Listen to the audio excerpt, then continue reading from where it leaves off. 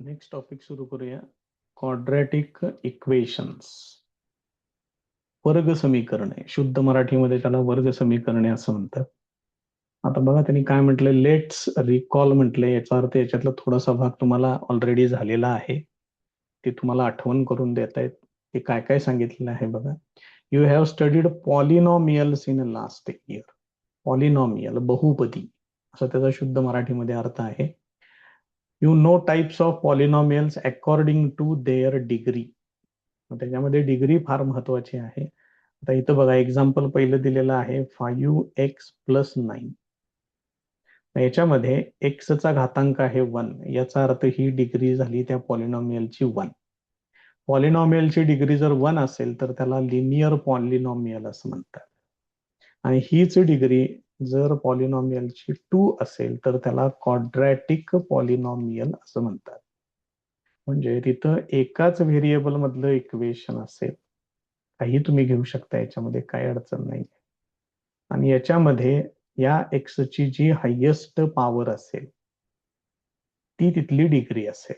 मग इथं 2 आहे, त्यामुळे हे क्वाड्रॅटिक पॉलिनॉमियल आहे, क्वाड्रॅटिक इक्वेशन असं आपण त्याला म्हणू. मग यांनी क्लासिफाय करा म्हणून सांगितलं. मग लिनियर पॉलिनॉमियल्स मध्ये हे येणार आणि हे येणार. बाकीचे क्वाड्रॅटिक मध्ये हे एक येणार, हे येणार आणि हे पण येणार. त्यात काही विशेष नाहीये जास्त. त्याच्यानंतर आता हे जे पॉलिनॉमियल तुम्ही तयार केलेले आहेत त्याच्या फक्त पुढं काय ठेवायचं आहे, 0 ठेवायचं. म्हणजे आता आपण जे इक्वेशन इथं मांडलं, x² + 3x + 5, हे पॉलिनॉमियल आहे, क्वाड्रॅटिक पॉलिनॉमियल. याच्या पुढे फक्त 0 लिहा. हे काय तयार झालं, क्वाड्रॅटिक इक्वेशन तयार झालं. त्यामुळे क्वाड्रॅटिक पॉलिनॉमियल जेवढे आहेत तुमच्या, आता इथे अजून एक आहे बघा, 3x² - 5x, हे क्वाड्रॅटिक पॉलिनॉमियल आहे. याच्या पुढे = 0 ठेवलं तुम्ही, हे काय तयार झालं, क्वाड्रॅटिक इक्वेशन तयार झालं. त्याच्या पुढचा पॉइंट बघा, एक ऍक्टिव्हिटी दिलेली आहे. हे पहिलं पॉलिनॉमियल, हे दुसरं पॉलिनॉमियल, हे तिसरं पॉलिनॉमियल. आता यांचे कोइफिशियंट कुणाला म्हणायचं आहे, कोइफिशियंट ऑफ x² हे बघा, पहिल्या इक्वेशन मध्ये इथं आहे 1, दुसऱ्या इक्वेशन मध्ये 3 आहे, तिसऱ्या इक्वेशन मध्ये 5 आहे. These R the कोइफिशियंट्स. x² चे कोइफिशियंट्स आहेत. एक्स चे कोइफिशियंट कोण कोण आहेत बघा, इथं 3 आहे, -5 आहे आणि 0. 3 - 5 0. कॉन्स्टंट टर्म्स कोण कोण आहेत बघा, इथं -5 आहे, पुढच्या ह्याच्यामध्ये पॉलिनॉमियल मध्ये 0, त्याच्याही पुढं 0. मग आता याच्यामध्ये x² जो कोइफिशियंट आहे तो 0 असून चालणार नाही. तो सुद्धा जर 0 झाला तर याला क्वाड्रॅटिक पॉलिनॉमियल म्हणता येत नाही. त्यामुळे जे क्वाड्रॅटिक पॉलिनॉमियल आहे किंवा क्वाड्रॅटिक इक्वेशन आहे त्याच्यामध्ये x² कोइफिशियंट हा नॉन झिरोच असला पाहिजे. त्याच्या पुढे बघा, आता standard form of quadratic equation. Quadratic इक्वेशनचं स्टँडर्ड फॉर्मॅट काय आहे, एकदम सिंपल आहे. ax² + bx + c = 0. हे तुम्ही असं घेतलं तरी चालते, इथं कॅपिटल लेटर्स वापरले तरी पण चालते, काही अडचण नाहीये. फक्त टर्म्स अशाच पद्धतीनं पाहिजे. आणि याच्यामधला हा जो ए आहे तो तेवढा 0 नको, बाकीचे सगळे 0 झाले तरी चालतील, पण हा ए 0 असता कामा नये. याला त्याचं general equation, general quadratic equation किंवा क्वाड्रॅटिक इक्वेशनचा जनरल फॉर्म असं म्हणतात. द इक्वेशन इन्व्हॉल्विंग 1 व्हेरिएबल, एकच व्हेरिएबल पाहिजे, and having 2 as the maximum index of the variable is called quadratic equation. एकच व्हेरिएबल पाहिजे, शिवाय मॅक्सिमम पॉवर त्या व्हेरिएबलची किती असली पाहिजे, 2 असली पाहिजे. व्हेरिएबल आपण स्टँडर्ड x आणि y हे वापरतो. मग याच्यामध्ये त्यांनी फॉर्मॅट जो दिलेला आहे तो असा दिलेला आहे, लक्षात ठेवा. ते हे जनरल फॉर्म आहे क्वाड्रॅटिक इक्वेशनचं. त्याच्यामधले ए बी सी हे त्यांचे कोइफिशियंट आहेत. x² चा कोइफिशियंट a, एक्सचा कोइफिशियंट बी आणि सी आहे ती कॉन्स्टंट टर्म आहे. इथं त्यांनी एक ऍक्टिव्हिटी अजून एक दिलेली आहे, ती पण बघून घ्या. क्वाड्रॅटिक इक्वेशन दिले, त्याचं जनरल फॉर्मॅट लिहा आणि एबीसी लिहा. एक आहे बघा बरं, ह्याचं असं येणार y square minus 2y plus 7 equal to 0. याचे कोइफिशियंट्स येणार 1 -2 आणि 7. याच्यामध्ये कॉन्स्टंट टर्म नाहीये, त्यामुळे हे कसं येणार x square plus 2x plus 0 equal to 0 येणार. इथं काय होणार मग 1 2 आणि 0 हे असेल.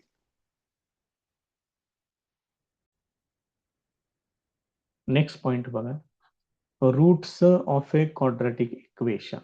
कशाला म्हणायचं आहे रूट? क्वाड्रॅटिक इक्वेशन इथलं एक एक्झाम्पल घेऊया. इथलं एक्झाम्पल आहे x square plus 5x minus 6 equal to 0. आणि याच्यामध्ये x इक्वल टू -6 ही व्हॅल्यू वापरूया. मग x इक्वल टू -6 याच्यामध्ये जर वापरलं तर -6 चा square plus 5 into -6 -6 equal to, याचं LHS लिहून घेतलेलं आहे असं कन्सिडर करा. त्याच्यामध्ये ही व्हॅल्यू वापरतोय आपण. मग -6 चा स्क्वेअर येतो 36, इथं -30 -6 म्हणजेच 36 - 36 that is equal to 0 that is equal to RHS. मग आपण व्हॅल्यू काय वापरली? x equal to -6. आणि ही व्हॅल्यू या इक्वेशन मध्ये वापरल्यानंतर हे इक्वेशन सॅटिस्फाय होतं, म्हणजेच LHS इक्वल टू RHS येतं. तर ही जी व्हॅल्यू आहे x ची, ज्याच्यामुळं हे इक्वेशन सॅटिस्फाय होतं, त्याला त्या क्वाड्रॅटिक इक्वेशनचं रूट असं म्हणतात. इथं पण सोडवून दाखवलेलं आहे तेच. आणि शेवटी काय म्हटले, therefore -6 is one root of the equation. त्याने अजून एक व्हॅल्यू घेतलेली आहे तर x इक्वल टू 2. तर x इक्वल टू 2 जर याच्यामध्ये वापरलं, 2 चा स्क्वेअर तो येणार 4, 5 इंटू 2 ते येणार 10 आणि हे पुढं -6, 4 प्लस 10 ते होणार 14 - 6 that is equal to 8 which is not equal to 0. याचा अर्थ x इक्वल टू 2 हे या इक्वेशनचं रूट नाही. It is not a solution of this equation. मग ज्या वेळेला एखादं रूट असतं, आता इथं x इक्वल टू -6 आहे, समजा x इक्वल टू a हे त्याचं रूट आहे, तर याच्यावरून तुम्हाला त्याचा एक फॅक्टर सुद्धा मिळतो, तो असतो x - a. हा त्याचा फॅक्टर असतो त्या क्वाड्रॅटिक इक्वेशनचा किंवा त्या पॉलिनॉमियलचा. त्यामुळे हे पण गोष्टी तुम्हाला पुढं वापरायच्या आहेत, हे लक्षात ठेवा. त्यामुळे रूट कशाला म्हणायचं ते पहिल्यांदा लक्षात घ्या. जी व्हॅल्यू त्या क्वाड्रॅटिक इक्वेशनच्या LHS मध्ये लेफ्ट हँड साइड मध्ये वापरल्यानंतर इक्वल टू RHS येणार, म्हणजेच इक्वल टू 0 येणार. आपण मोस्टली सगळ्या टर्म डाव्या बाजूला घेणार आहे, उजव्या बाजूला इक्वल टू 0 ठेवणार आहे. तेव्हा ती व्हॅल्यू वापरल्यानंतर त्याचं आन्सर 0 आलं पाहिजे. त्याला त्या दिलेल्या इक्वेशनचं रूट असं म्हणतात. लक्षात ठेवा रूट कशाला म्हणायचं आहे ते पुढे वापरावे लागणार आहेत ह्या सगळ्या गोष्टी आपल्याला. तर इथे एक सिंपल ऍक्टिव्हिटी दिलेली आहे. If x equal to 5 is a root of the equation, याचं रूट आहे म्हणून डायरेक्ट सांगितलंय. Then find the value of k by completing the following activity. ह्याच्यामध्ये k आहे बघा, kx स्क्वेअर. आता क्वाड्रॅटिक इक्वेशनला नेहमी लक्षात ठेवा, क्वाड्रॅटिक इक्वेशनला 2 रूट्स असतात, त्यापैकी हे एक रूट आहे. One of the roots of equation, या इक्वेशनचं एक रूट आहे 5. तिनेच दिलेलं आहे x equal to 5. Now let x equal to 5 in the equation, म्हणजे use this value in the equation. म्हणजे इथे येणार 5 चा स्क्वेअर येणार, इथं 5 येणार, 5 चा स्क्वेअर 25, पुढे k आहे, 14 पंचे 70 होणार. मग -70 - 5 म्हणजे -75. हे पलीकडे पाठवा, ते तिकडे गेल्यानंतर प्लस होईल. 25 न याला डिव्हाइड करा, 75 भागिले 25 म्हणजे याचा आन्सर येते 3. त्यांनी काय सांगितले बघा, लेट्स रिमेंबर, तेच जे सगळं झालेलं आहे ते सांगितलंय. ax² + bx + c = 0 is the general form of the equation where a, b, c are real numbers, a is non-zero. The values of a variable which satisfy the equation or the value for which both the sides of equation are equal are called solutions or roots of the equation. हे पण आपण मगाशी सांगितलेलं आहे. बघा आता practice set 2.1. आता problem सोडवायला सुरुवात करूया. पहिला प्रश्न आहे, राईट एनी 2 क्वाड्रॅटिक इक्वेशन. तुम्ही कुठलंही इक्वेशन याच्यामध्ये लिहू शकताय, फक्त ते क्वाड्रॅटिक इक्वेशन असेल याची काळजी घ्या. अशा प्रकारच्या प्रश्नांना ओपन एंडेड क्वेश्चन असं सुद्धा म्हणतात. म्हणजे त्याची उत्तरं वेगवेगळी येणार प्रत्येकाची. कोण काय लिहिलं आपण काही सांगू शकत नाही. मी इथं असं लिहितोय 2x² + 7x - 10 = 0. दुसरं इक्वेशन वेगळं व्हेरिएबल वापरतोय, y² - 6y + 5 this is equal to 0. ही दोन क्वाड्रॅटिक इक्वेशन्स. त्याच्या पुढचा क्वेश्चन बघा, decide which of the following are quadratic equation. पुढे दिलेल्या इक्वेशन्स पैकी क्वाड्रॅटिक इक्वेशन कोणतं आहे ते बघा. जर एखादं नसेल तर ते नाही म्हणून सांगा आणि ते का नाही आहे हे पण मेन्शन करा.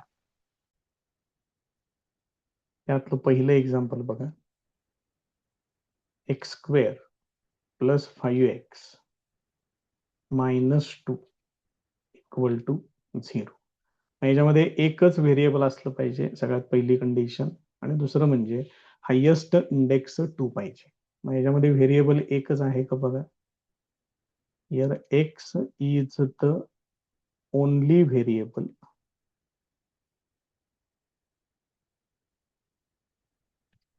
and highest index is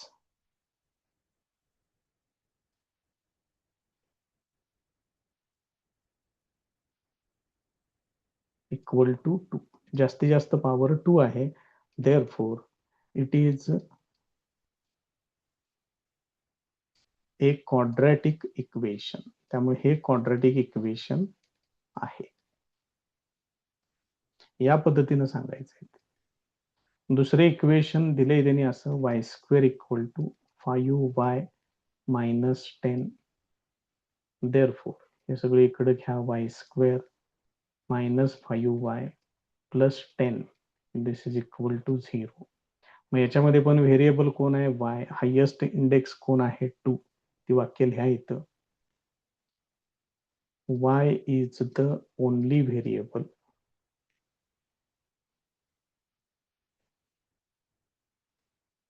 and its highest index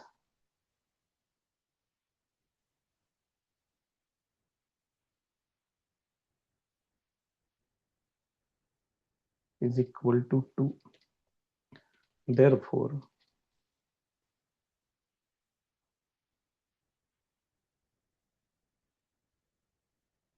it is a quadratic equation. त्याच्या पुढचं एक्झाम्पल घेऊया आता.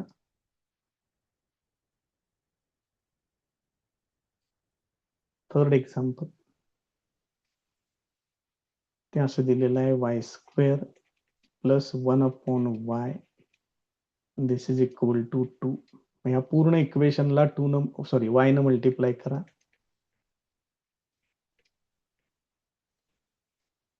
मल्टिप्लाइंग बाय y न मल्टिप्लाय केलं याला, इथं y³ येणार, प्लस इथं y न मल्टिप्लाय केलं, y ला y कॅन्सल होणार. दिस इज इक्वल टू इथं y न मल्टिप्लाय केलं की येणार 2y. therefore हे इक्वेशन असेल, y³ ते 2y अलीकडे घ्या, -2y + 1 this is equal to 0. याच्यामध्ये व्हेरिएबल एकच आहे, त्याच्याबद्दल काही अडचण नाही आहे. y is the only variable but highest index equal to highest power किती आहे 3. ती किती पाहिजे असते आपल्याला 2 पाहिजे असते, not equal to 2. Therefore it is not a quadratic equation. त्याचा आन्सर असेल. त्याच्यातलं पुढचं एक्झाम्पल आहे, ते असं दिलेलं आहे, x plus 1/x is equal to -2. याला आपण एक्स न मल्टिप्लाय करून घेतोय.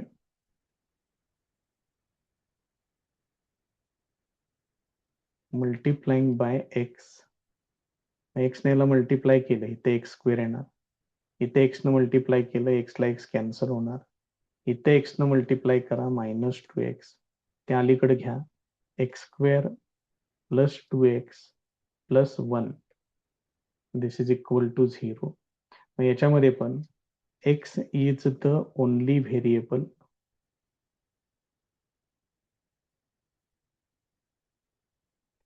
त्यानंतर हायेस्ट इंडेक्स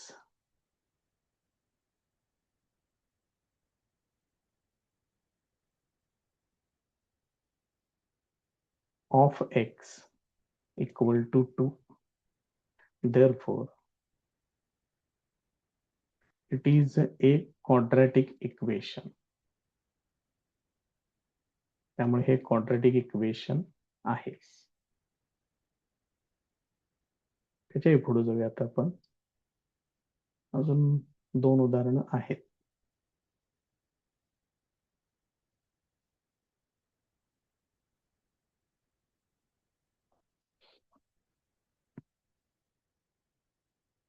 बघा आता काय दिले, m+2 into m-5 this is equal to 0. हे सोडवून घ्या, m ने याला मल्टिप्लाय करा, ते येणार m² -5m. हे m न मल्टिप्लाय केलं, आता 2 न मल्टिप्लाय करा, 2m -2 इंटू 5 येणार 10 equal to 0. Therefore m² -3m -10 equal to 0. याच्यामध्ये m हे एकमेव व्हेरिएबल आहे.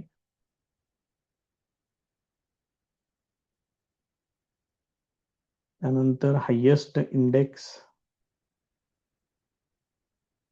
2 आहे. Therefore it is a quadratic equation.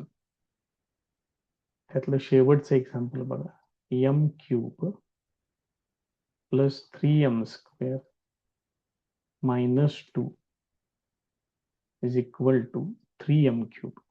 Highest पॉवरची टर्म आपण सगळ्यात पहिल्यांदा ठेवणार आहे आणि ती पॉझिटिव्ह ठेवायची आहे. त्यामुळं हे जे डाव्या बाजूला ह्या ज्या 3 टर्म्स आहेत, त्या सगळ्यांना उजवीकडे पाठवून घ्या.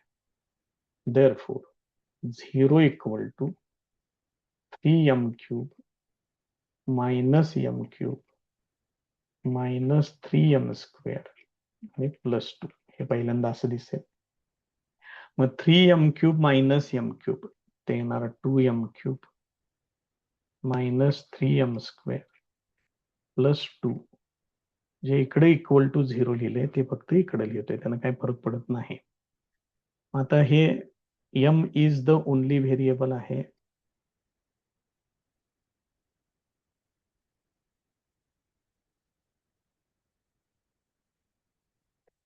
आणि हायेस्ट इंडेक्स मात्र 3 आहे.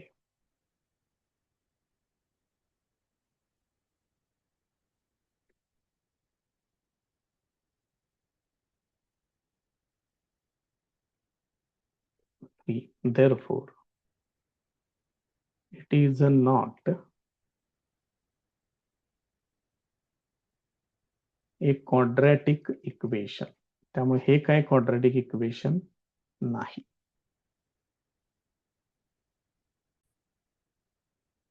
नेक्स्ट क्वेश्चन बघा. Write the following equations in the form ax square plus bx plus c equal to 0. Then write the values of abc for each equation. हे इक्वेशन पहिल्यांदा या फॉर्मॅटमध्ये मांडा, स्टँडर्ड फॉर्मॅटमध्ये. त्याच्यानंतर कम्पेअर करून ए बी सी च्या व्हॅल्यूज काय येतात हे लिहा असं त्यांनी सांगितलं. सिंपल क्वेश्चन आहे. पहिलं इक्वेशन दिलेलं आहे 2y equal to 10 minus y square. याचं सिम्प्लिफिकेशन हे सगळं इकडे डावीकडे घ्या. Y square plus 2y minus 10 is equal to 0. हा झाला त्याचा स्टँडर्ड फॉर्मॅट. कम्पेअरिंग विथ, ह्याला फक्त कम्पेअर करा. Comparing with ay square plus by plus c equal to 0. काय काय येणार बघा. a इक्वल टू 1 येणार, b इक्वल टू 2 येणार, c इक्वल टू मायनस 10. एवढं काम करायचं आहे फक्त याच्यात. दुसरं एक्झाम्पल बघा. x मायनस 1 चा square is equal to 2x plus 3. याला सिम्प्लिफाय करून घ्या. x square minus 2x plus 1 this is equal to 2x plus 3. तर याच्यामध्ये तुम्ही a minus b bracket square हा फॉर्म्युला वापरायचा आहे. त्याचं एक्सपान्शन असं आहे, ते इकडे वापरून घेतले डाव्या बाजूला. आता या सगळ्या टर्म्स इकडे डावीकडे घ्या. एक्स स्क्वेअर हे मायनस 2x, हे 2x इकडे आल्यानंतर मायनस होईल. मायनस 2x ते होणार मायनस 4x. हे 3 इकडे आणल्यानंतर सबट्रॅक्ट करा. 1 minus 3 minus 2 this is equal to 0. Now comparing with ax square plus bx plus c equal to 0. याच्याशी कम्पेअर करा. याच्याशी कम्पेअर केलं तुम्ही की तुम्हाला व्हॅल्यूज मिळतील. a equal to 1, b equal to minus 4 आणि c इक्वल टू मायनस 2. हे त्याचं आन्सर येईल. थर्ड एक्झाम्पल त्याच्यातलं x square plus 5x this is equal to minus ब्रॅकेटमध्ये आहे 3 मायनस एक्स. हे जरा व्यवस्थित सोडवून घ्या. X square plus 5x minus आत पाठवा. मायनस 3 आणि प्लस एक्स होणार ते. आता ह्या दोन टर्म्स उजवीकडे आहेत त्या अलीकडे घ्या डावीकडे. एक्स स्क्वेअर आहे तसंच राहील. 5x मायनस एक्स ते होणार 4x. मायनस 3 अलीकडे घ्या plus 3 this is equal to 0. Direct compare करा. आता डायरेक्ट लिहितोय व्हॅल्यू मी इथं. a equal to 1, b equal to 4, c equal to 3. Next example 3m square is equal to 2m square minus 9. ते घ्या अलीकडे सगळं.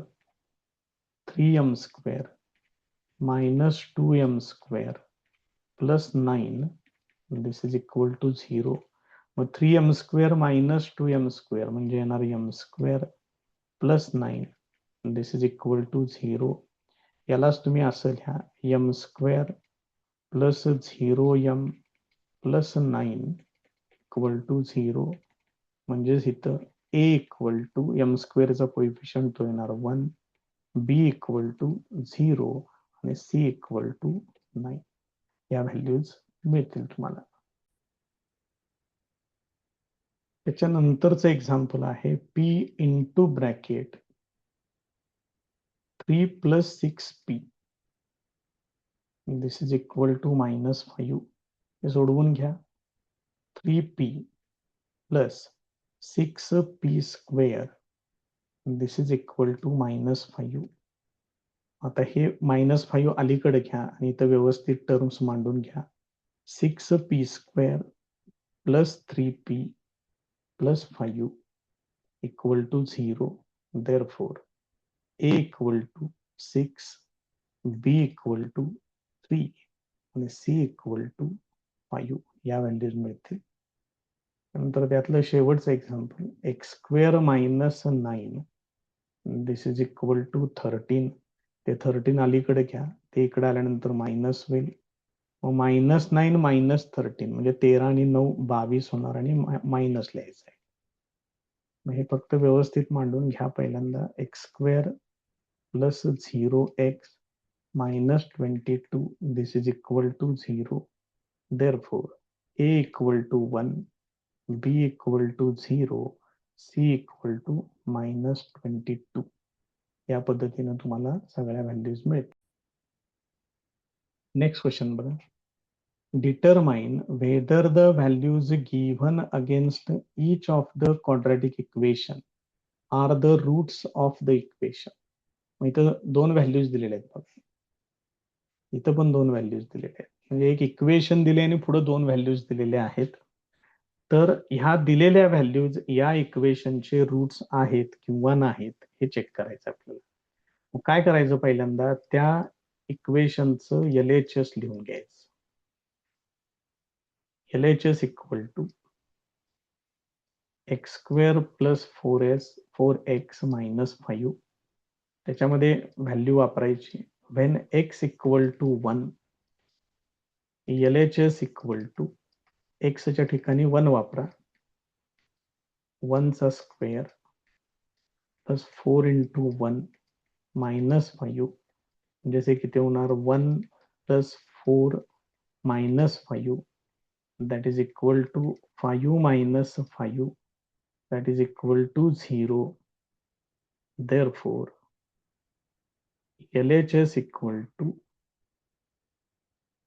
RHS हे असे येणार. म्हणजेच तुम्ही काय म्हणू शकता, ही दिलेली व्हॅल्यू त्या इक्वेशनचं रूट आहे असं तुम्ही म्हणू शकताय. Therefore x equal to 1 is a root of equation.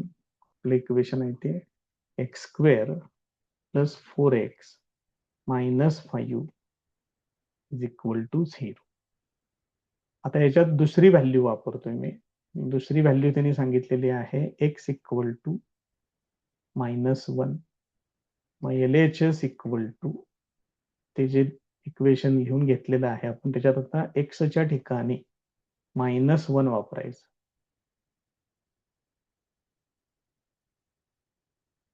असे मग -1 चा स्क्वेअर येणार +1 हे -4 -5 म्हणजे मग आता याची व्हॅल्यू येणार आहे -8. बघा -4 -5 ते होणार -9. 1 -9 that is equal to -8. Therefore LHS is not equal to RHS. Therefore x equal to -1 is not a root of equation x square plus 4x minus 5 is equal to 0. Route असेल तर ते कसं आहे आणि रूट नसेल तर ते कसं लिहायचं, या दोन्ही गोष्टी इथं आपण क्लिअर केलेल्या आहेत. तर त्याच्यातलं सेकंड एक्झाम्पल बघा. त्यांनी जे इक्वेशन दिलेलं आहे त्याचं LHS लिहून घेतोय मी इथं.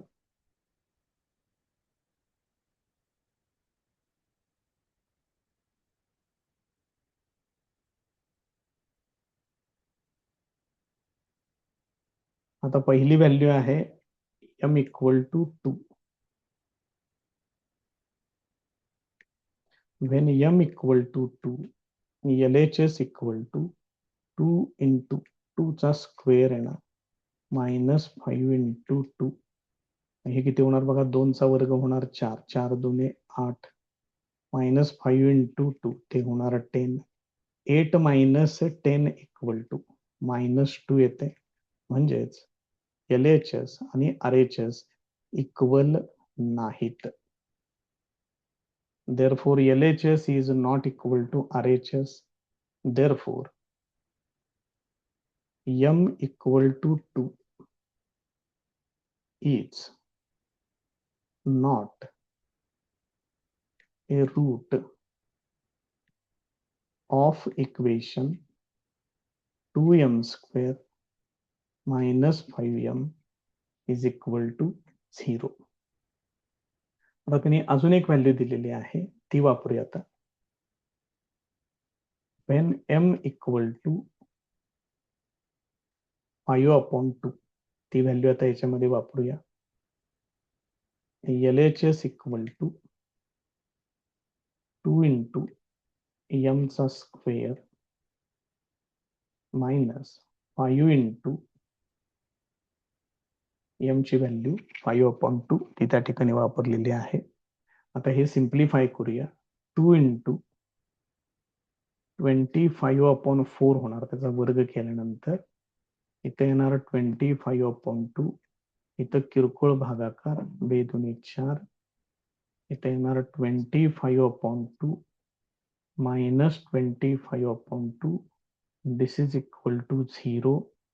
Therefore, LHS equal to RHS येणार. Therefore, m equal to 5/2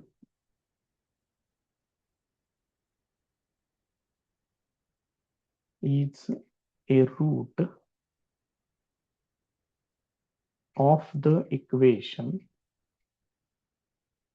2m square minus 5m is equal to 0. या पद्धतीनं हे पण पूर्ण होईल.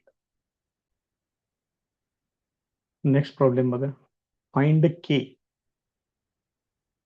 if x equal to 3 is a root of the equation. x equal to 3 याचं रूट आहे म्हणून सांगितले. त्याच पद्धतीने सुरुवात करा. given that x equal to 3 is a root of equation kx square minus 10x plus 3 equal to 0. असं ज्या वेळेला रूट आहे म्हणून सांगितलं जाईल त्यावेळेला ही डायरेक्ट व्हॅल्यू x च्या ठिकाणी या इक्वेशन मध्ये वापरायची. therefore k into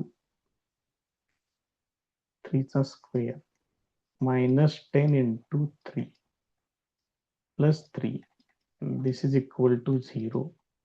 therefore k into इथं 9 येणार minus 30 plus 3, this is equal to 0.